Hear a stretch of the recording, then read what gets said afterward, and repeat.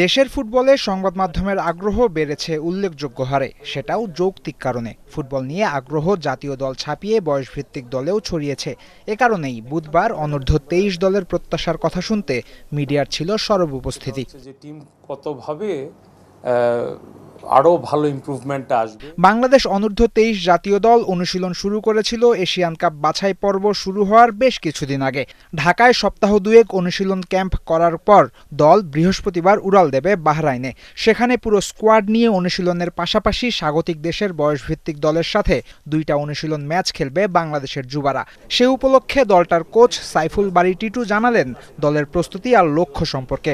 No doubt যে মেয়েদের Asian cup qualification আমাদের জন্য সবসময় একটা অনুপ্রেরণার জায়গা হয়ে দাঁড়িয়েছে এখন, এবং এটা আমরা ওইভাবেই নিচ্ছি যে ক্যান বি পসিবল, কোনো এক সময় আমরা হয়তো ওই পর্যায়ে যেতে পারবো। ওই জিনিসটার ধারাবাহিকতা বা চেষ্টাটা থাকছে। শুরু থেকে হেড কোচ টিটুর অধীনে অনুশীলন করলেও শেষের দিকে অনূর্ধ্ব ২৩ দলের অনুশীলনে এসেছিলেন জাতীয় দলের হেড কোচ হাভিয়ের কাবরেরা। ২৩ না পেরোনো ফুটবলারদের এক সেশন অনুশীলনও করিয়েছেন কাবরেরা। এতে করে দুই কোচের মধ্যে মতবিরোধ হবে না তো?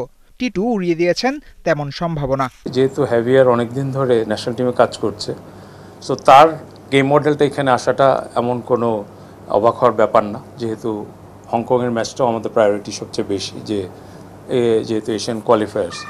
তো অ্যাকচুয়ালি কোয়ালিটি বা কন্ট্রোল এই জিনিসগুলি শব্দগুলিতে আমরা না গেলেই ভালো। এদিকে এএফসি টুর্নামেন্টের কথা আসতেই অবধারিতভাবে এসেছে মেয়েদের সাফল্যের কথা। মেয়েদের চেয়ে বেশি টাকা পয়সা সুযোগ সুবিধা পেয়েও ছেলেরা সাফল্য আনতে পারছে না, এটা কি চাপ না? প্রশ্নে ফুটবলারের সরল স্বীকারোক্তি। তা তো অবশ্যই, কারণ এটা তো একটা চাপ, কারণ মেয়েরা ডে বাই ডে উন্নতি করতেছে। তো আমরাও চেষ্টা করবো যে মানে কিভাবে আমরাও ইমপ্রুভ করতে পারি। এবং দেখেন আপনি যে আমরাও আসতেছে কিন্তু মানে একটা ভালো একটা দিকে যাচ্ছি। যেহেতু আমরা প্রথম দিন থেকেই শুরু করছি, তো চাইবো যে দেশবাসীকে একটা ভালো কিছু উপহার দেওয়ার জন্য। নারী পুরুষ দু দলের মধ্যে এক দল যখন একের পর এক সাফল্য আনবে আর অন্য দল উপহার দেবে ব্যর্থতা, তখন কথা হবেই। কিন্তু কোচের কথা বিশ্বাস করলে আপনাকে বিশ্বাস করতে হবে ছেলেরাও একদিন সাফল্য আনবে। সেই একদিনের সূচনাটা হতে পারে অনূর্ধ্ব ২৩-এর এই ব্যাচটার হাত ধরে। কেননা এই গ্রুপে আছে তারুণ্য আর অভিজ্ঞতার মিশেল, আছে প্রবাসী ফুটবলার, আছে বয়সভিত্তিক সাব জেতা খেলোয়াড়। স্বপ্ন দেখার এবারই তাই মোক্ষম সময়। সেই স্বপ্নটা আরও আকার পাবে যদি বাহরাইনে প্রস্তুতি ম্যাচে ভালো ফল পাওয়া যায়।